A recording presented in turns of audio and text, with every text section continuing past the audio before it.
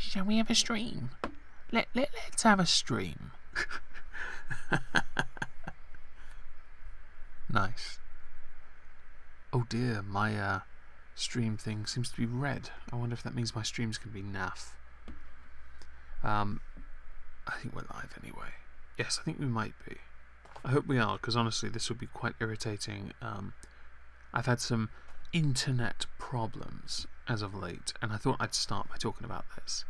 I had an engineer out yesterday to fix the problem. Well, while they were here, there was no problem.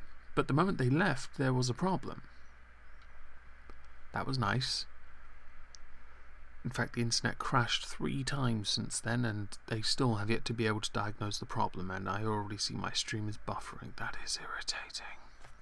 Let me have a little look. It's an internet crisis. Oh dear God, it better not be. Let's see. I'm going to go to the dashboard page. Does it show me as live at least? It does seem to show that I'm live and the stream health is green. Buffering has... Oh God, I hope the buffering dies. I do apologise.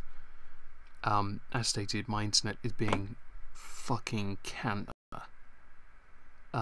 So before we start today's PMQs, or video output, for fuck's sake. Deep breaths, everyone. Oh dear. The channel recently passed... it's not... Oh, okay, fine. I'll settle for the drop in video quality. Why is it...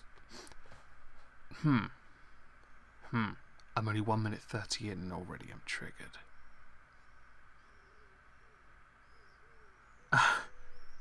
Sod's law. Oh dear God. I wonder if I have to close every single tab I have open.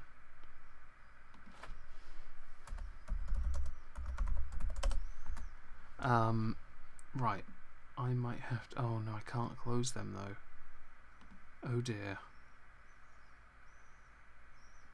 Oh no. Let's have a look. Can I reduce the quality in my settings, perhaps? Reduce the bit rate so that... Let's take it down to 1,000. How about that? How's that? I blame stick, yes. I've reduced the video quality on my end. Has that fixed it? Oh no, I get the feeling I'm going to have this all night. Dear oh dear. Right, let's see. Fuck my internet. In the morning, I'm going to kill EE. They've already given me 6 months for free. That's nice. But I think I'm going to ask for more now, because I pay a lot of money for what I don't get. And I do apologise for all the buffering, because it's not right. Hello, Satirtician. I haven't spoken to you in ages. Hope you're well. Anyway, that all aside, the channel has recently passed the eligibility for monetization, but I'm still not monetized, because YouTube's going to take absolutely forever to do that. Let's see, is this still buffering? It's green on my end.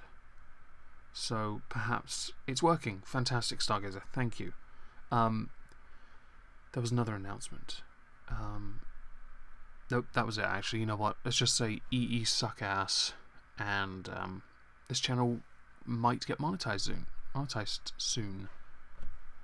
So as you noticed from the thumbnail, which some might, if you don't know where he's from, might think I just put Hitler on the thumbnail. I didn't. That's Blakey from a TV show called On the Buses. The show was amazing. And it's actually quite relevant because the majority of the questions... Hello, Carlos. Carlo.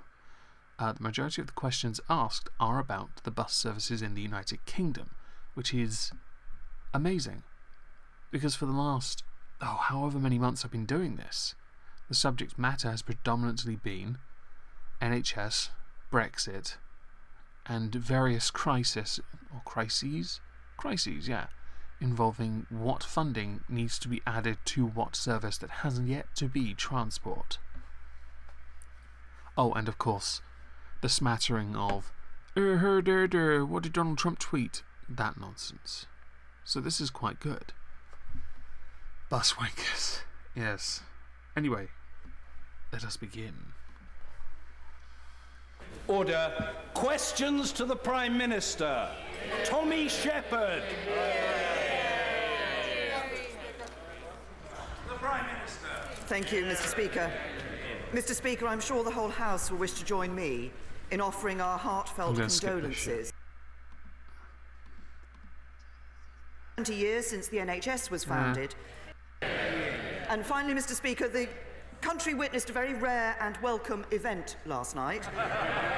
The England football team winning a penalty shootout. I'll allow this one on the grounds that it truly was a rare spectacle. It's almost as rare as the Loch Ness Monster. Or mythical. Like their national animal, the unicorn. I mean, Scotland, that is, since I was talking about Loch Ness. It was quite special. Although we'll say after watching it, and it was the first World Cup match I watched, and I realised we are not going to win because nobody's capable of playing to our striker. There's no playmaker, so we're not going to win. I'm not being a pessimist. I'm being honest. Anyway, let's skip ahead because this. The first question's a bit of a waste. It was predominantly about how certain properties that are owned by the royal estate, which they've dubbed privately, have been sold off, but the money hasn't gone to Scotland, but the money is not really the government's business or Scotland's business since it is owned by the royal estate, but they didn't acknowledge it as such. So this guy basically fucks it up. Skip ahead. Right. I think we're actually at right, Corbyn. Yes. Go our team. There isn't for the comment of O Virtue. There isn't as much this week as there has been. There was reference to the passing of a soldier, and that's fine. That's respectful. I can dig it. But the Virtue was not as much. It was just praising England, I guess. Although, interesting to note, there was a lot of arguments when Parliament was in session during that match because they weren't supposed to.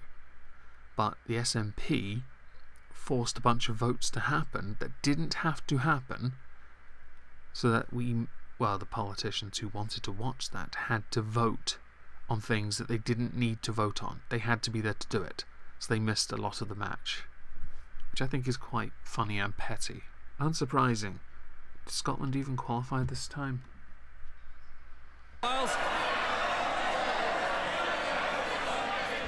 And whilst we're speaking of emergency services, Mr. Speaker, I do think we should send a message from this House of our thanks and support to all those firefighters tackling these huge fires on Saddleworth Moor and Winter Hill. Hasn't someone been arrested for arson for that?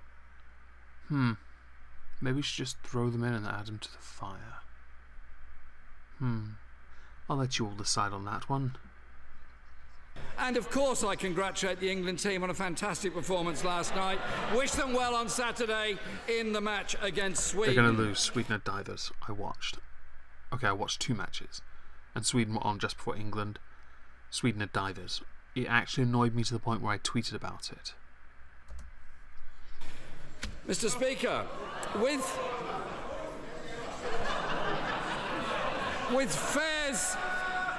fares rising above inflation, passenger numbers falling and services being cut, does the Prime Minister accept her failure on yet another public services, the buses? This is, and I hadn't really considered buses because I don't use them. You see, I'm one of the many people who uses alternative methods of travel. For example, I have these 2 things at the end of my legs called feet. They're usually encased in some kind of footwear, and they enable me to walk from A, my home, to B, where I work, or C, a shop, and D, the offie. okay, there's an E for the post office, but only because there's no strip club anymore.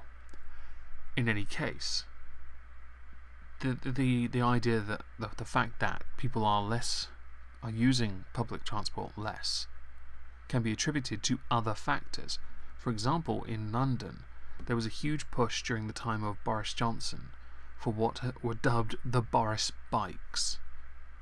Since then, there has been a vast increase in the number of people using push bikes to get to work, meaning less people are using public transport. Now, some people can also attribute cuts in services to cuts in funding, and as time goes by, we will cover that as a subject, because I think you have to accept here that, certainly in London, people, before Uber were banned, of course, people were using alternative methods of travel, including bikes, taxis, and their feet. It just makes reasonable sense that if more people are doing that, then of course buses and tubes take a hit. Tubes, the train, basically public transport as a whole.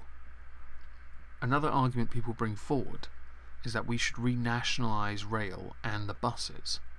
Now, I'm not totally against this. I'm not. Because we do subsidise, or have subsidised, or bailed out a number of public transport services on numerous occasions that are privately owned, and we have done it to either enable older people to have free travel, or because the companies were going to go bust and there was no suitable replacement in place, or because we wanted to make it so that younger people could also have access to it. When I was at uni, I know we had bus passes, but I didn't bother getting one even when I went to uni, because I just thought, why? I just don't care about buses. And I think unless you intend to encourage more people to use public transport by erasing things like cycle paths, even though cyclists are dickheads, I'm not going to deny it. They are. They're worse than taxis when it comes to thinking they're the lord of the road, and they don't even pay tax. Come on. And I know someone's now going to tell me that we don't pay road tax. It's more of a name for a different type of tax, but we just call it road tax because that's the simplest way to call it. They shouldn't. Yeah, okay, I agree. They shouldn't have sold the trains, track, and station wholesale. But if I remember correctly, we sold them because we were unable to get them up to the standard of the EU. That is the reason I remember reading about it for a previous PMQ, Davey. And that was the reason. We could not get them up to the higher standard the EU demanded, so we sold them to a company and then we subsidised what we could from that sale. I think that also meant that we got some perks in return, but of course that's not exactly how it's all worked out. And there has been government investment in things like high-speed rail, which has and is beneficial. Because of course people want to get from A to B a lot faster if they can. We can't all have one of those tubular, super fast highway hyperloop things, whatever they're called, that Thunderfoot debunked. Although the idea of being hurtled that fast makes me think that many people are going to be turned into pancakes. Just saying. Anyway, this issue is quite complex, and there are many factors. It actually explains why I've got about 50 tabs open for sources, all of which, for those who are interested, are linked below. Hello, Laura.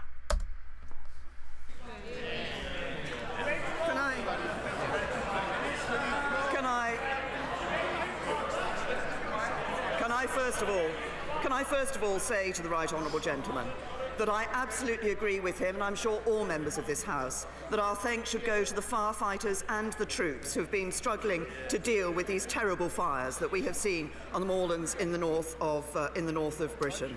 On the point about the buses, I would merely point out to him that actually I think we should look at the responsibility that local authorities have up and down this country for the buses. Okay, this statement's actually a really shitty one. I did some digging. There has been a case made that local councils need more powers devolved to them, but a lot of them do not have the devolved powers, because to then have the power to control the buses, they need to become a part of I think it was a metro city, and have elected a mayor. And this will come on to a northeast deal later on, which will be, of the 6 questions, by the way, that Jeremy Corbyn asks, the last one, I think it's the last one, is the only one he should have asked on this subject, because it is the only one that is actually and encompasses everything and is truly relevant. The rest of it seems to be pot shots here and there, but his final one is the actual important one on the subject of buses. But Theresa May here has indicated that local governments have, local authorities, have powers to do this. They don't. A lot of them do not. And so this is not a very accurate statement to make.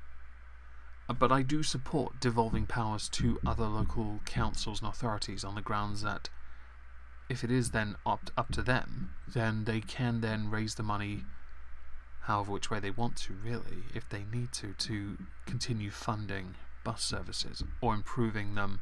Then again, if they're privately owned, why should they be doing that? It's quite a irritating one, I'll give you that. Then again, I don't use buses, so I'm not too fussed. Crap. That was loud in my ear. Thank you, Tiger Lily. Oh, I'm very close to getting that hat now. How kind of you. But can I also just comment on a remark that the Right Honourable Gentleman made? Okay, the remark now is going to be a restating of something from 2 weeks ago, I believe, or was it 3, about the NHS and funding. And it seems this grandstanding point, but I believe it has, although actual funding is going up percentage-wise compared to from GDP and all that nonsense. The argument then is twisted to then say, yes, but when you account for real growth and all that nonsense. Why do I hear dogs? Oh God, 2 dogs yapping. I'm going to find that chihuahua and I'm going to stick a Nerf gun up his ass. But then they compare it with inflation and then say, yes, but then it doesn't actually show an increase because it doesn't match inflation or cost of living or whatever such nonsense. About putting sufficient funding into the National Health Service. At the last election, the Labour Party said that giving the NHS an extra 2.2% a year would make it the envy of the world. Well, we're not giving it an extra 2.2% or indeed 2.5% or 3%. We're giving it an extra 3.4% a year. Now he tries to say that's not enough. What should we believe? What he said before the election or what he says after? He did say after the last, whichever PMQ it was related to with that comment, he said afterwards that if Labour was still in government, it would be 5% now. But I think most can agree with the economic crash and Labour's current policies with dealing with with then problems, then current year problems, that we would actually be bankrupt because their solution was to print more money. That was the solution. That was the idea. It was terrible. It failed miserably. And I don't think Labour would have survived 2 more elections. So perhaps not. Especially if Gordon Brown was the leader. Dear Christ, Gordon Brown as Prime Minister for more than 3 years now. Let's not do that again. Anyway. Election. Jeremy Corbyn! Mr. Speaker, in case the Prime Minister had forgotten, my question was about buses. So over the next 5. And since 2010, her government has cut 46% from bus budgets in England. 45%. It's not 46, it's 45. That's inaccurate. You shouldn't lie. And that's because the government has... Oh, God, I have to go to the sources. Oh, for God's sake, my mouse has died. There we go. Right. Where is it? There was... Oh, here we are. Falling passenger. Right. The TfL, the Transport for London, lost its grant from the government of £700 million a year. That is a 45% budget deficit. That is not for all of transport in the United Kingdom, just to be clear. And even Cthulhu-Kin, he while everyone's pointing their fingers at the government on the grant, and he said it was because he said that even though there was a falling in passengers, that you should just blame the government anyway. I beg to differ on this. I don't think. I kind of get the government not wanting to fund it, and I think there was a reason for it. I've yet to find the reason why actually they cut the thing. I know that TfL had to postpone upgrades and some renovations until they found a way around the budget deficit, which they couldn't do from raising the prices of the fares because Cthulhu-Kin put a freeze on it, which is a good thing. I'm not refuting. I'm not saying that's a bad thing. I think it's a good thing. I think TfL is then stuck in a very awkward position because they've got to raise a considerable amount of dough that they're no longer getting from the government. Chris Grayling, by the way, who's the Transport Secretary, he's a nightmare to get answers out of. Like, for example, why he thought it would be a good idea to cut that funding. Anyway, it's also interesting to note, and I had to go and get both the 2010 and 2017 Conservative manifestos. In the 2010 one, they talk about buses and how important they are, and about the funding for them. But in 2017, Theresa May's is vague as fuck, and there's no mention of buses anywhere. It's cancer. It is vague cancer. Am I buffering? No, I'm not buffering, it's fine. All of which linked below, of course. I'm going to close a couple of sources. Correction. TfL face a £1 billion deficit, but a lot of that can be attributed to, a considerable amount of that can be attributed to the journey numbers falling, as well as being axed. Why did the government axe it? That's fine. I'm going to quickly find out because I've got the links open for it already. I just need to actually wait for it to buffer, like the stream. And then hopefully it'll tell me why it was axed, because that's quite important. And I do wonder if Chris Grayling had a good enough reason. Let's see. Transport has been dealt deepest cuts. Source budget slashed by 37%. Said the cuts to grant mean tough decisions. Blah blah blah.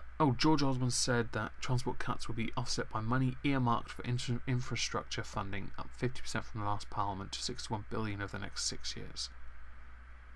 So his excuse is that it's not being cut, it's being offset by earmarked infrastructure funding. But the project announced include high-speed rail, and that's about it. That's interesting, because that doesn't mean then that anything was really... Network rail was referenced, but there's no actual mention of buses. That's not good, or TfL as a whole, to be honest. That's not good. Okay. Let's continue, because I've obviously dawdled here. I'm just going to close a couple tabs while I'm at it, because... What is this? Close that. I do apologise.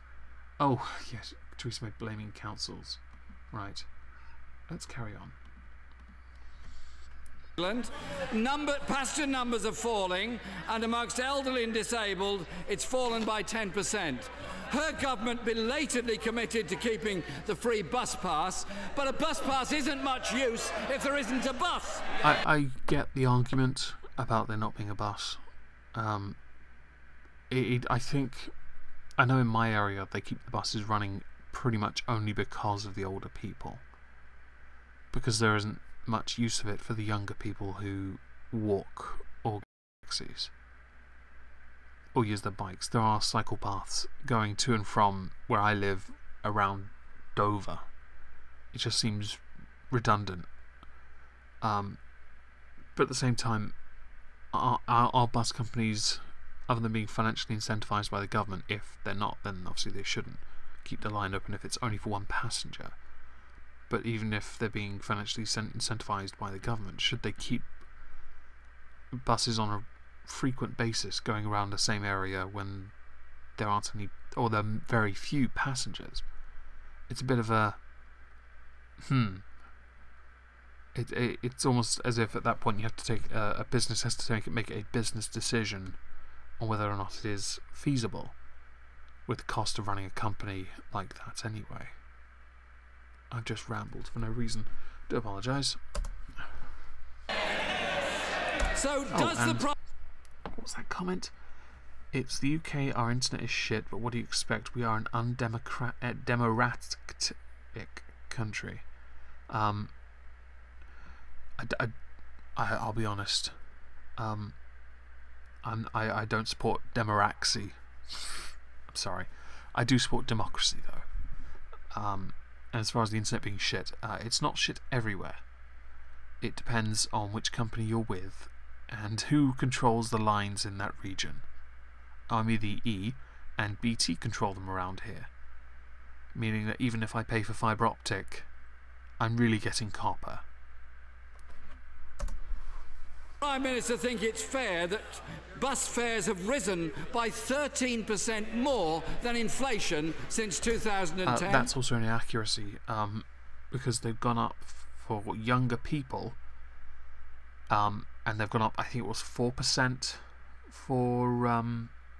for adults, and I think that was London fares he's talking about. Just saying. I think. I did have I've got some sources on it somewhere. The right honourable gentleman. He says that he asked originally in his first question about buses. He did indeed, and I gave him an answer in reference to buses. And yes, commissars will force people to use public transport. I'd hate that, wouldn't you?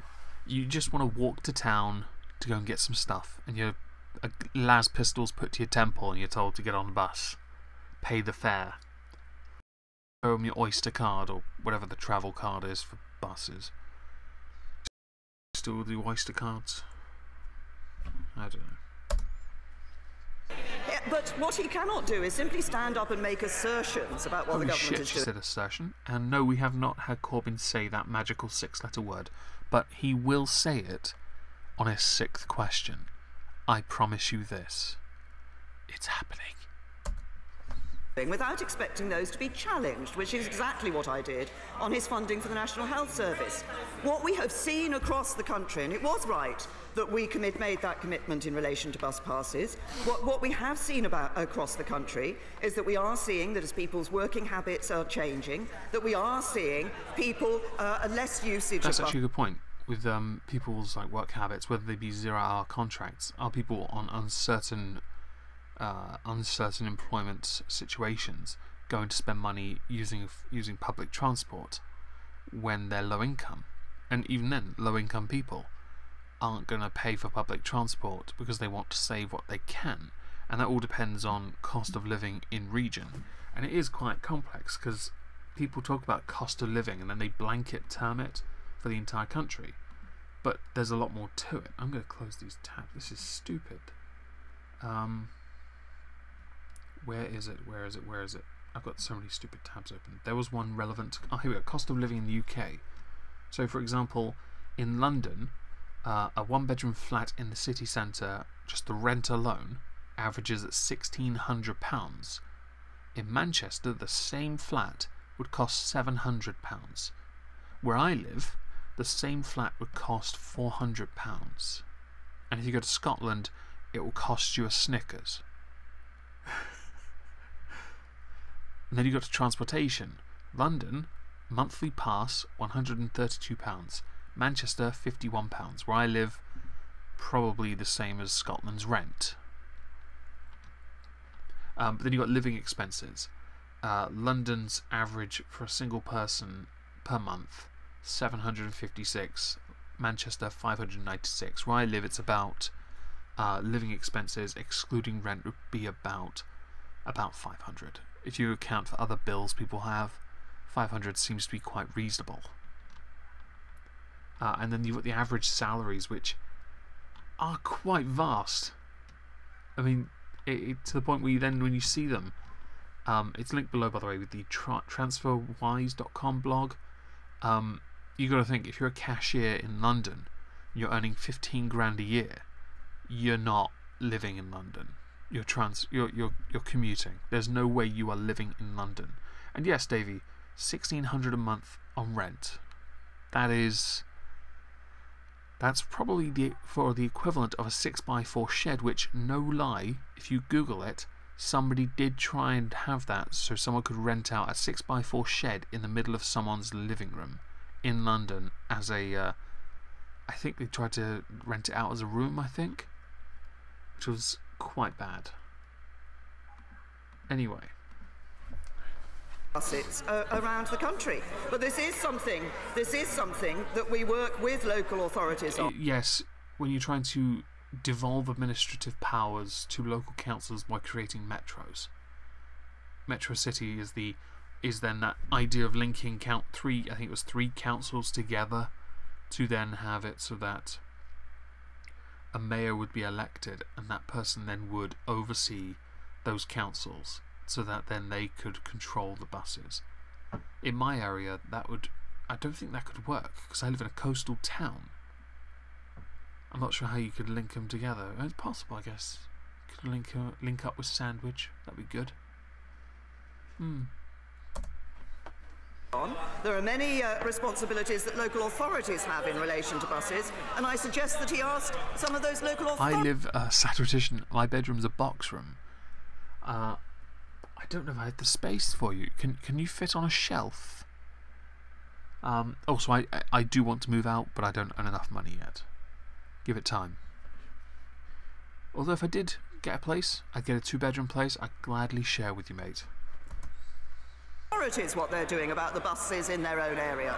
Corbyn! Mr. Speaker, under this government, fares have risen 3 times faster than people's pay. Yeah, I looked this up, that's true.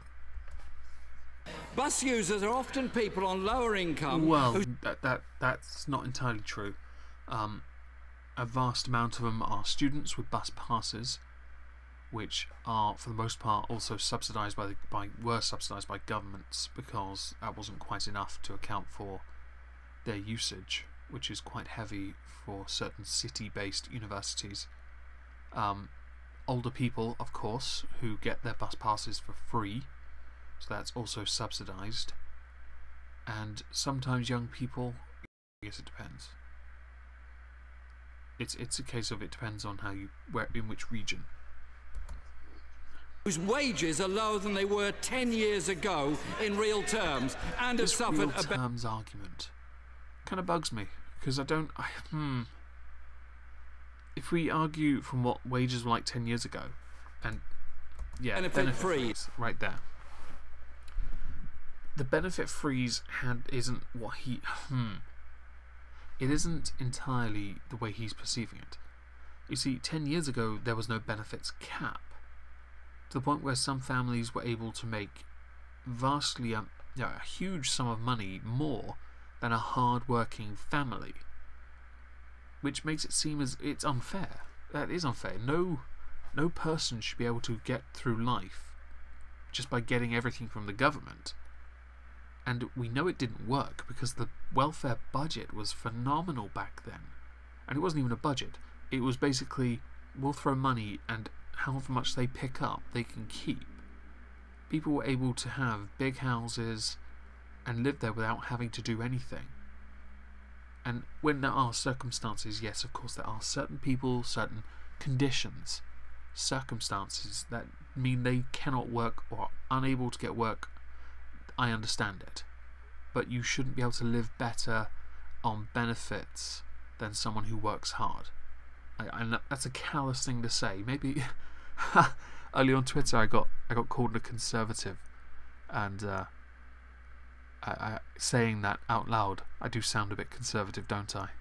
apparently me saying that out loud makes me a conservative. I'm not. It's brilliant, but I do think that hard work pays off, So when he talks about benefits coming down, it's not because they've come. They've come down or frozen. They've come down because they had to be set at a reasonable bar. Now the problem, one of the main problems with benefits in this current day, is the universal credit. This system that was created to put all benefits into one box. And I think the idea is clever. I like it. However, and I think most Brits who know this or have been on it, I haven't. Last time I was on benefits, I was on something called Job Seekers Allowance. I had to go to the job centre every other week to sign on, and every week, at least twice, maybe 3 times a week, I was on something called the work programme, which never helped me to the point where I went self-employed. Because fuck the job centre. You don't spend £30,000+ of your own hard-earned money on a degree to then have to go there and them tell you, you know what, all those qualifications, yeah, you don't need those. Yeah, you don't need those, because we just want you to get a job, and taking them all off will totally help you, which it didn't. The job centre is the single most depressing place on the planet. Hell, I had a friend visit me 2 weeks ago from Norwich, and we drove past it, and he looked at it and said, "Is that where people go to die?" Because he didn't know it was a job centre. But yes, benefits had to be capped. They had to be capped, and I am totally in favour of that. I do understand. Yeah, Sad, you're absolutely right. It is really, and that was how I felt it was. My mum, she understood this. She worked hard, and during that time, she worked all the time. And when she saw friends of hers just dossing at home, she'd get upset about it. And we'd talk, and she'd explain that they're getting everything for free, and that's not fair. And it really isn't. And that's not how anyone should live. I know that's how Corbyn might want people to live. I'm not saying he outright wants people just to live like that. But the government should not be funding people's lives like that. People should be responsible for themselves,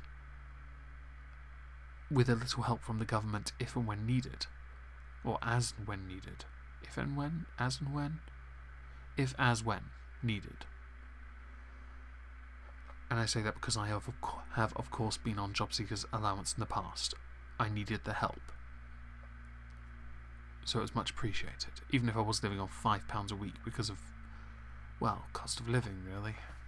And I've dawdled, dear oh dear. And this government, under their stewardship, has Sorry about the lagging. To anyone who's having it, my internet is being really fucking annoying. I will be calling EE tomorrow, and I'm going to tell them outright they're going to give me 12 months for free, because I'm done with this. This is getting beyond annoying. 500 bus routes every year, leaving many people more isolated, lonely, and damaging our local communities. Does the Prime Minister believe... damage to local communities. I don't know if they exist anymore. If you're English and in my chat, and you live within a local community, press 1. But if you live within a local region where people don't really acknowledge each other, talk to each other, and if you do use public transport, you sit as far away from someone as possible, going so fast to put a bag on the seat next to you to stop anyone from being near you so you have your own personal space, press 2. Oh, and I should also press number 2, because I try and talk to people, but nobody talks on public transport. The nearest I get to conversation is older people who have yet to forget etiquette, which is good. I mean, there's a guy who saw me the other day, an old guy. He seems to walk to town every day. He stopped me and said, "I see you walk downtown every day." I was just curious. I struck up a 20-minute conversation about it, which was great because it was so fucking hot. A lot of 2s. I know I saw one earlier from James. That's great. But as you can see, they are, and you're a Surrey boy, just like me.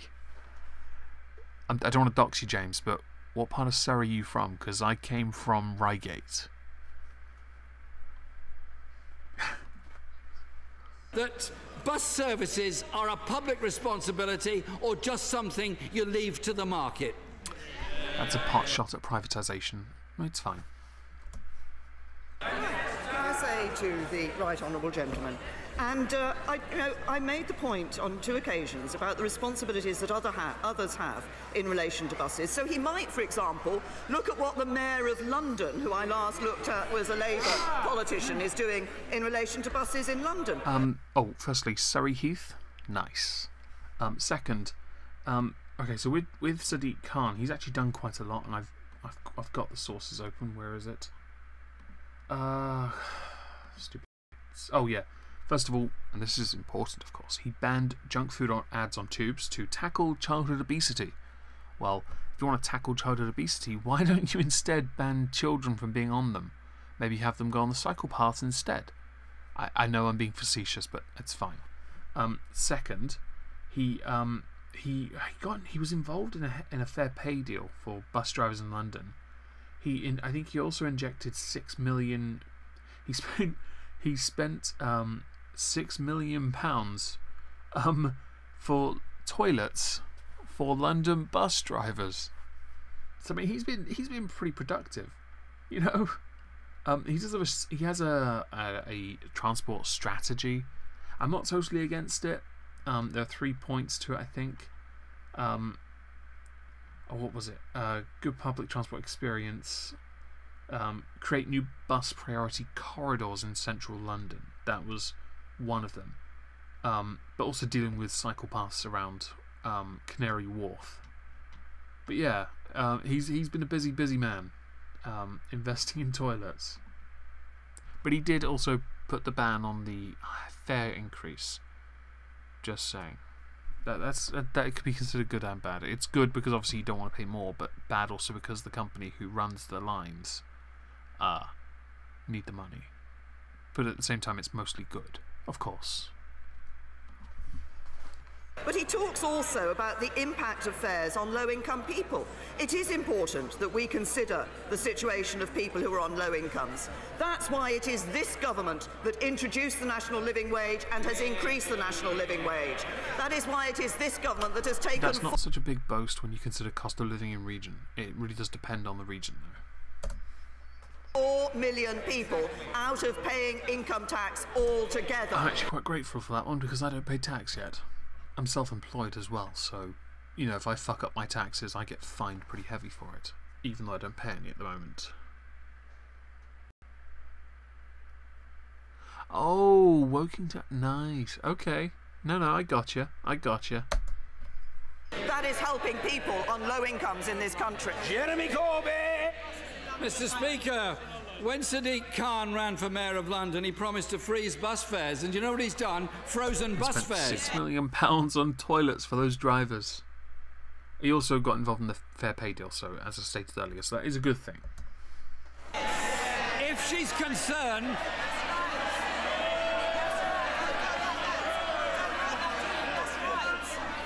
If she's concerned about the travel card fares, speak to the Secretary of State for Transport. He's the one that sets that fare. Mr. Speaker, something else that he does. Chris Grayling is the Secretary of State he's talking about for transport. There was where is it? It's a .gov thing for reforms. There's a reform process to grants and funding, and they're carried out in 2 stages. And it's kind of shit, actually. Yeah, your reforms are actually shit. It created new parameters for operators, so then those who would be eligible to receive it and not meant that a number of companies were no longer eligible, which I think is kind of fucking stupid. You just shifted the goalpost so you saved money, but you put people out of work, meaning those routes were no longer usable, or in use, to be more accurate. I don't know why I still have all these tabs open, because honestly, give me a second. I do apologise for this. I need to close these. This is stupid. Congestion. That's important. Oh yeah, stagecoach services blamed on for congestion. Right, moving on. Oh yeah, Glasgow. First Glasgow, which is like first. You know, it's just first. They in Glasgow they indicated unemployed passengers be hit with a 10% hike in fares. Well, that doesn't happen now. That's great, fantastic. Let's just keep closing the tabs. Oh, there's a list of fares. Oh yeah, 3.4% increase. That's it. Many fares are frozen until 2020. Although on the 2nd of January 2018, some fares changed on parts of our network, which is from TfL, who have a lovely rainbow flag on their logo. How adorable. Where was the fare increase? Oh yeah, okay. Some pay-as-you-go fares for journeys on London Overground routes. Adult fares increased by 10p or 20p. Half-adult fare rate fares increased by 5 or 10p. The children rates were frozen. And then there was some other national rail single fares that were increased by 10 pence or 5 to 10p, which of course you don't think about because it's such a small amount for an individual, but it does add up over time. I think I've closed enough of these now because I'm done. Let's move on. Routes are being wiped out. 26 million. I don't know what EE have done because it's a BT engineer that actually comes out and looks at it, not an EE engineer. So I don't know what BT have done because I don't have any direct interaction with them. Only EE, Davey. And fuck EE. Fewer journeys made across the north of England and the Midlands under her government. So much for a northern powerhouse and a Midlands I had engine. to look these up. Northern Powerhouse was an investment thing, and it's going quite well actually. And the Midlands engine, which is a new thing to me entirely, is also an investment thing. Investing in infrastructure to encourage building and business and growth, and it is working slowly. I do think there's, although I do have sources for this. It's good. Where is it? Nope. Deal. Oh yeah. There was a £392 million Midlands engine investment. This was announced last year, with the last year spring statement, which included 12 million to develop Black Country Garden City, 6 million for regeneration of Derby city centre, 2 million for cultural improvements in Warwick, £500,000 for the new visitor centre in Sherwood Forest. I honestly just put a Robin Hood statue there, you're good. £8 million to create a new teaching university in Hereford. Local transport investment, 25 million to tackle congestion, 12 million to improve road connections in and around Loughborough, and 14 million pounds to develop a global space technologies hub in Leicester. Leicester, that place is a dump. I know someone from there. He's one of my patrons. Hi, Discanar. Doxed. But yeah, the idea behind the Northern Powerhouse and these terms have been touted for years, has been solely about investing more money in those regions to help with not just transport but employment, and that's key here. We want to do that, and it's a fantastic turn of phrase as well. I like the idea of a Northern Powerhouse, a Midlands engine. That sounds cool.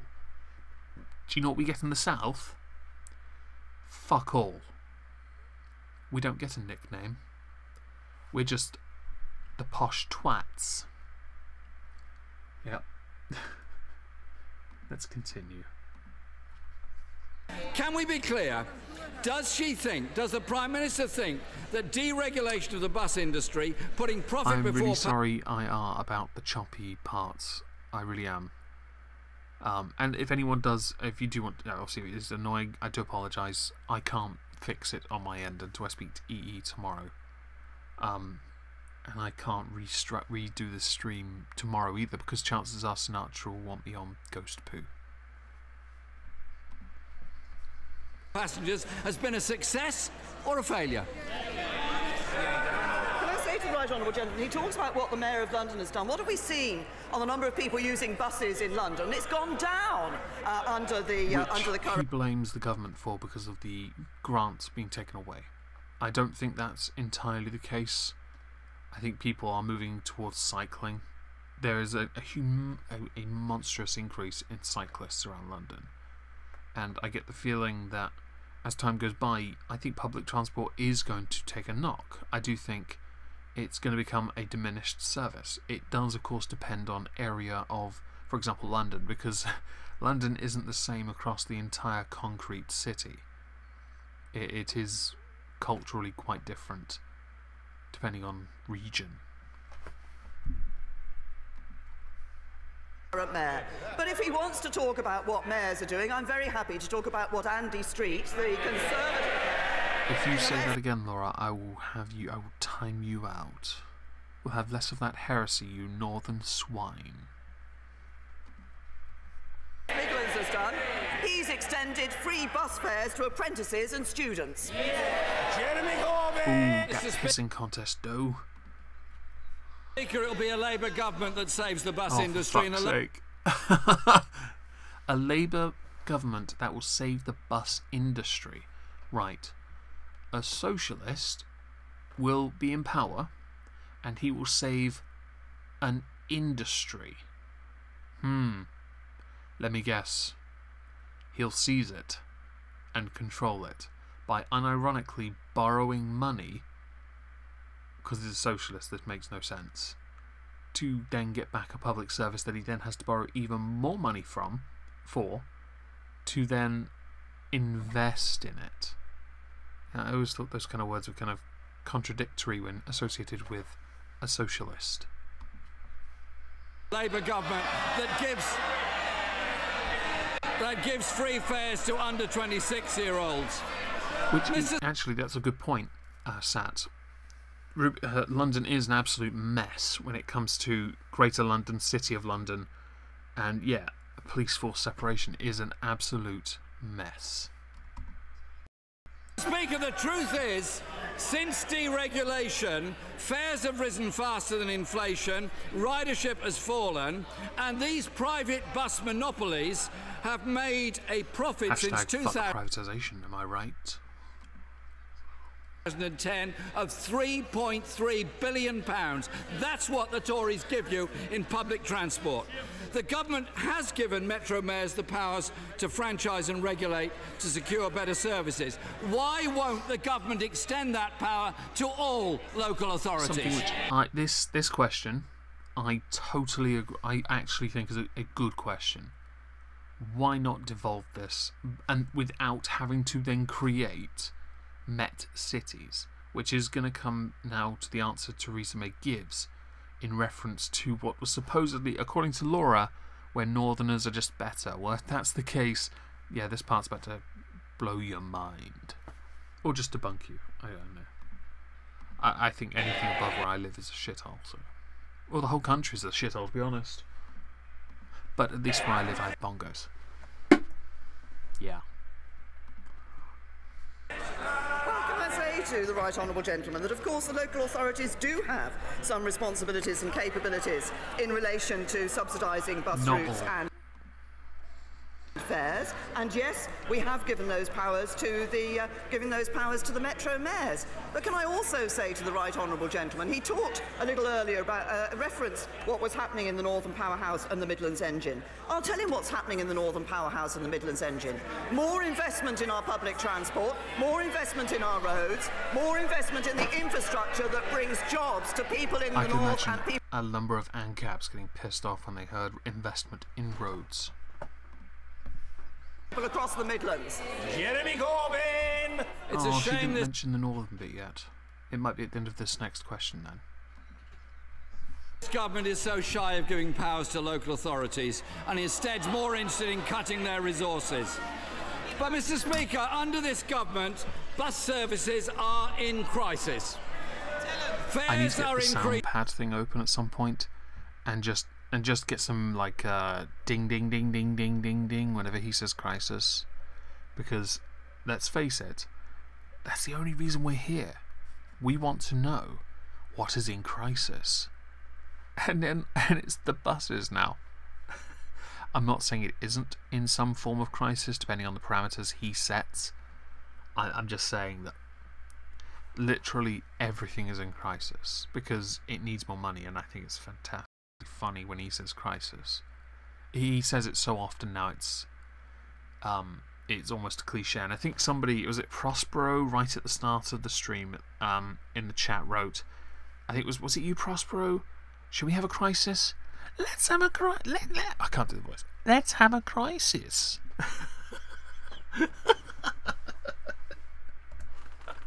Racing, routes being cut, passenger numbers falling, isolating elder and disabled what people. we need now?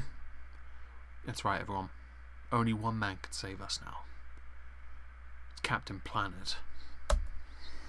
Damaging communities, high streets, and actually leading to more congestion in our towns and cities. Well, actually, that's interesting. You mentioned cities and congestion.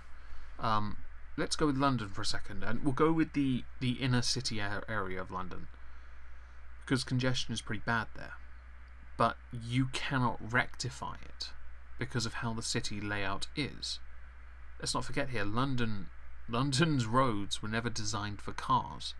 London is a vastly, I've said that word too many times, is a very old city with very old roads that were for horse-drawn carriages at best.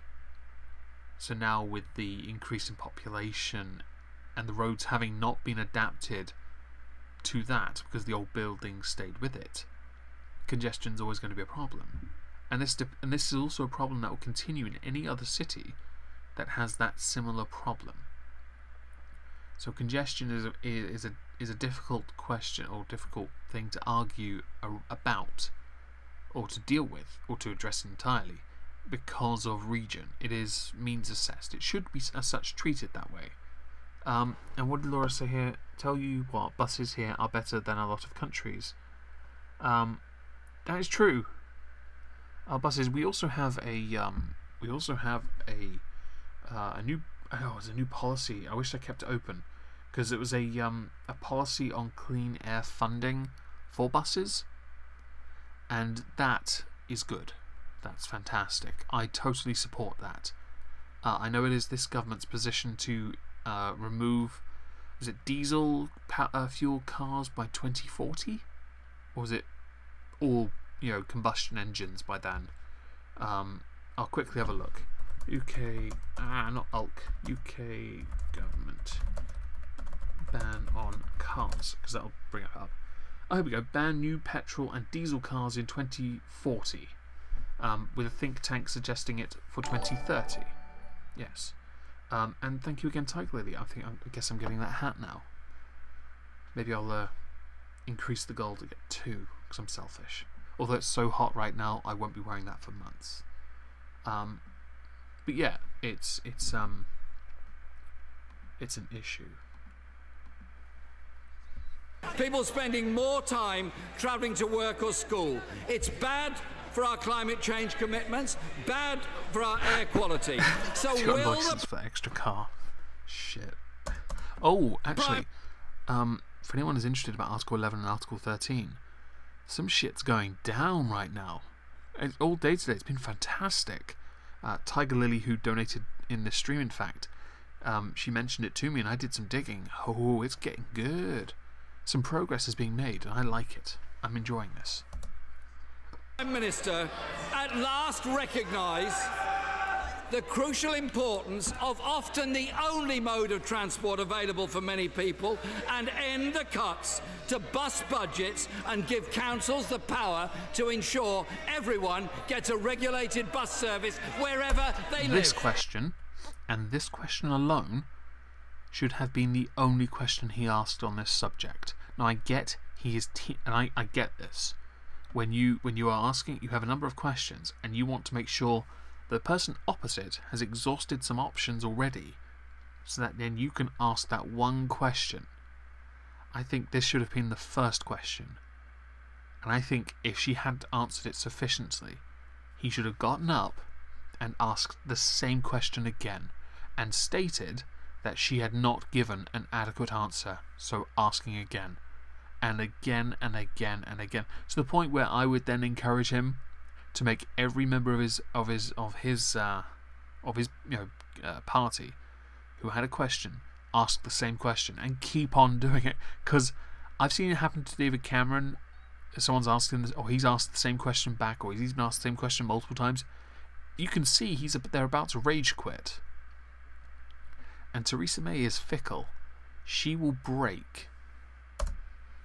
The right honourable gentleman, I'll take no lessons from the right honourable gentleman in devolution to local authorities. Which party is it that has established those metro... Prospero, you've got it absolutely right.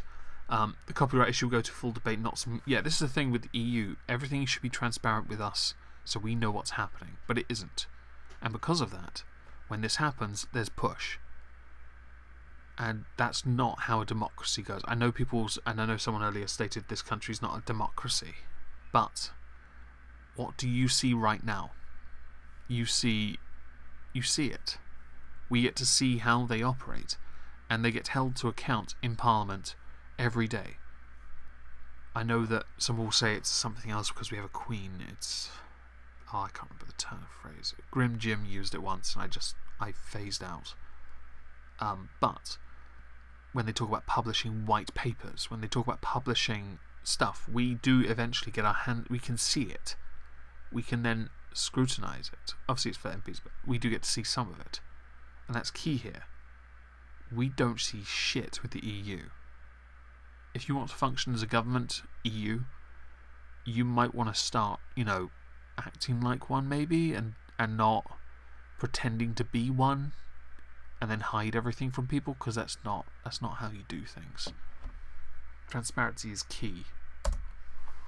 Mayors and given them those powers. It's the Conservative Party in government. Which party is it that is doing growth deals around the country, giving new responsibilities and local authorities? It is this Conservative government. And what did we see in the North East? When we were talking to Labour councils in the North East about them having a devolution deal, Labour council leaders in the North East rejected that devolution. Right, this, and I didn't know about this. Where is it? I've got the thing open. It was a reference to the North of Tyne deal, a devolution deal that would have basically linked up. Where is it? Okay, so there were 7 regional authorities that voted 4-3 against pressing ahead with a deal that would include a raft of new powers and 30 million a year in return for establishing an elected mayor. So those 7 regions would then link up, and I believe it would become a Met city. Where is it? I've got it open somewhere. Where is it? Devolution deal for North of Tyne, covering the local authorities of Newcastle, North Tyneside and Northumberland. The deal offers 20 million a year in revenue funding, covering wide northeast region, Tyne, Wear, Durham and Northumberland northeast combined authority, and it would have then included a directly elected metro mayor. But the Labour guys voted against it. And there was something about Jeremy Corbyn. The Labour guys said there was no agreement, and that's why they voted against it, which makes fuck all sense. With devolution powers and with all that was being offered to them, it seemed as if it was just petty at that point to not support it. Bring on the Pirate Party. Yes. Yes. Oh, fuck off, caps lock. Yeah, so let's just finish Theresa May's answer, because there's a little more. That's what the Labour Party is doing. He wants to know what this government is delivering for the people of this country, for the North, the South, the Midlands, for every part of this country. Record high employment, rising wages. Okay, Davey, I'm quite interested. I'm intrigued. I'm not criticising you, by the way. I know my accent, my tone might have conveyed I might be. I'm not. The UKIP thing is quite interesting because they have been used as a protest vote before. Twice, I think, at least. And it's worked every time. So I do tend to agree with the idea that because of their popularity, courtesy of protest votes in the past, maybe legitimate votes now, there is a chance they can actually push for change. and policy change especially. But we will see how this pans out in 2022 when the next elections are. Because I'm quite intrigued. There's plenty of time, of course. You've got 4 years before the end of this current Parliament. So I am... yeah, it should be interesting. Falling borrowing, stronger environmental protection and a Britain fit for the future. Let's move on to the SNP. Ian Blackford. Thank you, Mr. Speaker. As a football fan, can I congratulate England on their very fine victory in the World... Order. It's very unfair on the leader of the Scottish National Party. Order! And I remind the House, or indeed I inform the House, almost certainly for the first time, that we are today visited by an American state senator and his wife, whom I had the great privilege of meeting earlier this morning. Visiting us on Treason Day? How interesting. Maybe they're colluding. We will wish to impress the two of them with the quality of our behaviour. Mr. Ian Blackford. Thank you, Mr. Speaker, and perhaps on American Independence Day we should welcome the Senator. Can I congratulate England on their very fine victory in the World Cup? Which is fantastic that it pissed off so many English MPs they couldn't watch because these dickheads were stopping them from watching it. And wish them all the best in their coming games. Mr. Speaker, this morning we have learned that Vote Leave is expected to be found guilty of breaking electoral law. Does the Prime Minister agree that we need... This is a reference to funding, I believe. Oh, I've got a source for this actually. The accusation that they broke electoral law, and I think it's oh, here we go. There's a quote. Mr. Clark was told by Mr. Cummings that Vote Leave was reaching its spending limits, so he suggested that he could give it to Believe instead, which he did. I don't know who Clark is.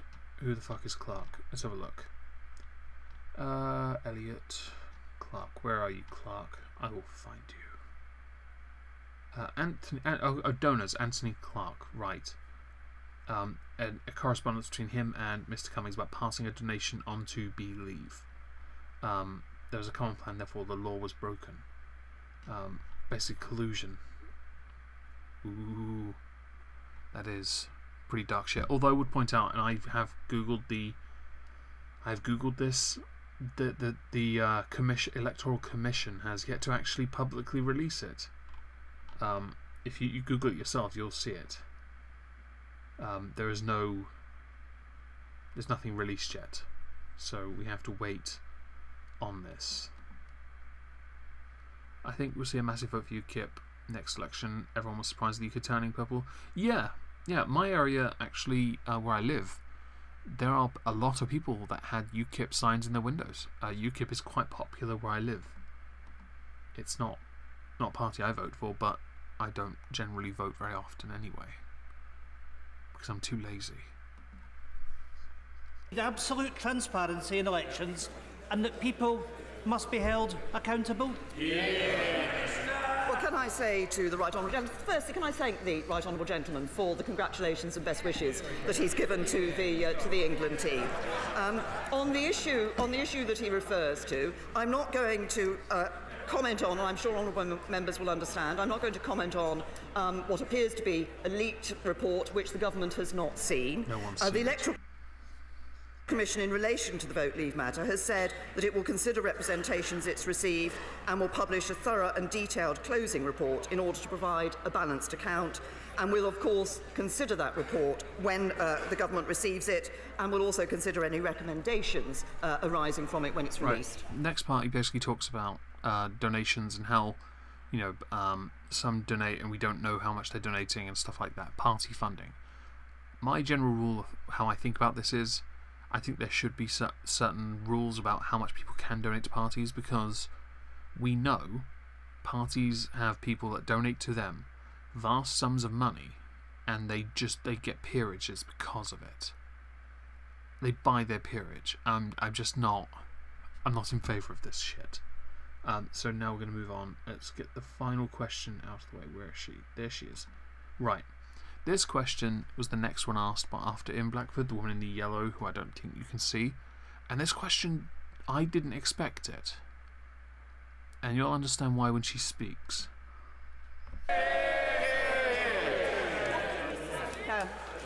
Domestic abuse is an act of brutality, often hidden in plain sight, and it affects 1 in 4 women and 1 in 4 men across this country. Last week saw the launch of the Employers' Initiative on Domestic Abuse, and 170 companies and some MPs have signed up to train their employees to spot the telltale signs and to help provide much-needed support.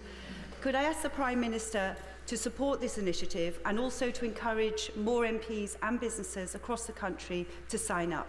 Yeah. I'm not even going to bother with the answer because I don't really mind so much. I think we all know that it's just going to be it was a planted question. But the fact that that's the first time I've ever heard anyone not laugh at the very idea of men being mentioned as a victim of domestic abuse and on equal par, according to that MP, as those who suffer that are female, that's quite astonishing. So actually, you know what, I'm going to end on that. Oh God, think of the whammons. She mentioned the men as well. Give them credit. She actually mentioned that, which I'm impressed by. So before I finish, is there anything anyone would like to ask before I finish? Oh, and I remember there was something else I was supposed to mention. I think one of my patrons, she is being induced today. So if you haven't already, congratulations on your little baby Omegon. That must have stuck in Jess Phillips's craw. Yeah, let's not try and think too much about Jess Phillips's craw. That's an area we don't want to think about. It's brummy common shit. Just saying. Okay, I guess not. Okay, so thank you all very much for joining me this evening, and have a lovely evening. I've said it twice now. I'm ending this before it buffers again.